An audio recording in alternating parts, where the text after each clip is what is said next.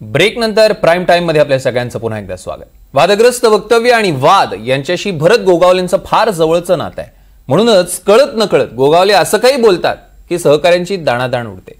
काही दिवसांपूर्वी गोगावलेंचं अघोरी पूजेचं प्रकरण चर्चेत आलं, ज्यावेळी नारायण राणे त्यांच्या पाठीशी उभे राहिले आणि उद्धव ठाकरे कर्जतच्या बंगल्यावर कसे अघोरी पूजा करतात असे दावे ठोकले। याच पाठिंब्याची परतफेड गोगावलेंनी कालच्या भाषणातून केली। बघूया गोगावलेंच्या एका नव्या वादग्रस्त भाषणाचा रिपोर्ट। अनेक नेते मंडळी यांनी जवळून पाहिलेले नारायण राणे साहेब एवढ्या उंचीवरती जाण्यासाठी सहजासहजी नाही मिळालं। अंगावर केसी घेतला, भानगडी केला, जेलमध्ये गेले, मारामारी केला, बरं सगळं झालं। हे काय कोणी वेगळं कोणी सांगायची आवश्यकता नाही।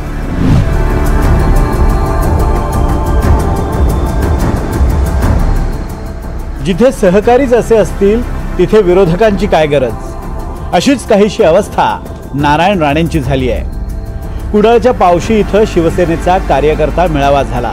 आमदार निलेश राणेही या कार्यक्रमाला हजर होते आणि प्रमुख पाहुणे होते मंत्री भरत गोगावले।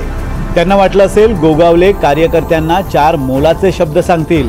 गोगावलेंचं भाषण ऐकून कार्यकर्त्यांमध्ये ऊर्जा संचारेल, पण गोगावलेंचं भाषण ऐकून निलेश राणेंचीच दांडी गुल झाली। कारण नारायण राणेंचं कौतुक करण्याच्या नादात गोगावले नको तेच बोलून गेले। म्हणजे त्यावेळेला बाळासाहेब असतील, नारायण राणे साहेब असतील, अनेक नेते मंडळी यांनी जवळून पाहिलेले नारायण राणे साहेब एवढ्या उंचीवरती जाण्यासाठी सहजासहजी नाही मिळालं। अंगावर केसी घेतला, भानगडी केला, जेलमध्ये गेले, मारामारी केला, बरं सगळं झालं। हे काय कोणी वेगळं कोणी सांगायची आवश्यकता नाही। देवीला सांगत ना आम्ही भानगडी करा, आपल्याला जोडून चालायचं, पण त्यांच्या पण काही मंडळी थोडं आम्हाला पण जोडून घ्यायला पाहिजे, हा आमचा सल्ला आहे, बाकी काय नाही। आता मोटिवेशनल स्पीकरच असा असेल तर कार्यकर्ता तरी काय करेल।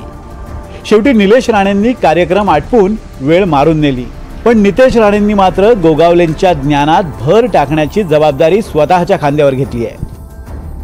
मी ते एक तर भाषण ऐकलेलं नाही। एक दुसरं, आदरणीय राणे साहेब हे महाराष्ट्राचे मुख्यमंत्री राहिलेले आहेत। असा कुठलाही पोलीस रेकॉर्ड त्यांच्या मर्डर केसचा नाही, कुठलाच पोलीस रेकॉर्ड नाही।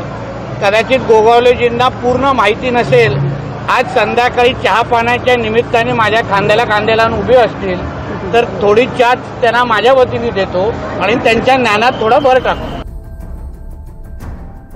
भरत गोगावलेंच्या ऊर्जादायी भाषणानंतर विरोधकांना आयतं कोलीतच मिळालं। राणेंचे कट्टर विरोधक वैभव नाईक यांनी मग वाहत्या गंगेत हात धुवून घेतले। काल सिंधुदुर्ग जिल्ह्यामध्ये राज्याचे कॅबिनेट मंत्री भरत गोगावले आले होते। भरत गोगावले हे अनेक वर्ष लोकप्रतिनिधी आहेत आणि ते खरं तर एखादं विधान करताना पाठीपुढचा भिडा ठेवत नाही अशी माझी कल्पना आहे। त्याचबरोबर मी सुद्धा त्यांच्यावर काम केलेलं आहे आणि त्यामुळे जे मनात असतं ते ओठात त्यांच्यात नेहमीच असतं। काल नारायण बद्दल ते बोलले ते अत्यंत योग्य असं आणि खरं बोललेले आहे। खरं तर राणेंनी संघटना ह्या अशा गोष्टीतूनच वाढवलेली आहे। फक्त माझा भरत शेट्टींना एवढाच सवाल आहे की तुम्ही काल शिंदे गटाची ताकद वाढवण्यासाठी जिल्ह्यात आलात। ज्याप्रमाणे राणेंनी मर्डर मारामारी करून पक्ष वाढवला, त्याचप्रमाणे तुम्ही इथल्या कार्यकर्त्यांना, त्यांच्या विरोधात असलेल्या पक्षाच्या नेत्यांना, कार्यकर्त्यांना मारामारी खून करून दडपून हा पक्ष वाढवण्याचा संकेत देण्यासाठी आला होता की काय, असा प्रश्न भरत शेट्टींना माझा आहे। खरं तर भरत गोगावलेंना वादग्रस्त वक्तव्य करायची नसतात, पण त्यांच्या मनात असतं तेच त्यांच्या ओठावर येतं आणि मग अडचण होते। पण त्यांच्या मनातलं ओठावर येतं तेव्हा त्यात कितपत सत्य असतं हा सुद्धा चर्चेचा विषय ठरतो आणि मग शिंदे गटाच्या नेत्यांना सारवासारव करावी लागते। पक्षवाढीसाठी झालेल्या मेळाव्यामध्ये त्यांच्या तोंडातून जो शब्द गेला तो अनावधानाने गेलेला आहे।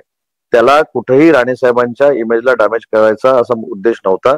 आणि बघा ना, एखादा अनावधानाने शब्द गेल्यानंतर फार मोठं त्याच्यामध्ये राजकारण करण्याचा काही लोक प्रयत्न करतायत, पण तो अनावधानानं बोलण्याच्या ओघामध्ये गेलेला शब्दप्रयोग होता। काही दिवसांपूर्वीच गोगावलेंनी घरी केलेल्या अघोरी पूजेवरून भलताच वाद पेटला होता।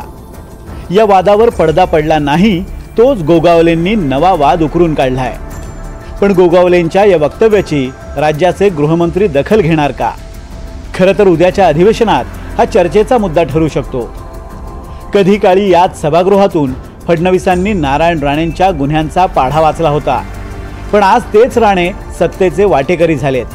त्यामुळे भरत गोगावलेंच्या या उत्स्फूर्त भाषणाला सोयीनं विसरणंच सत्ताधाऱ्यांच्या हिताचं ठरणार आहे. गुरुप्रसाद दळवी, NDTV मराठी, सिंधुदुर्ग.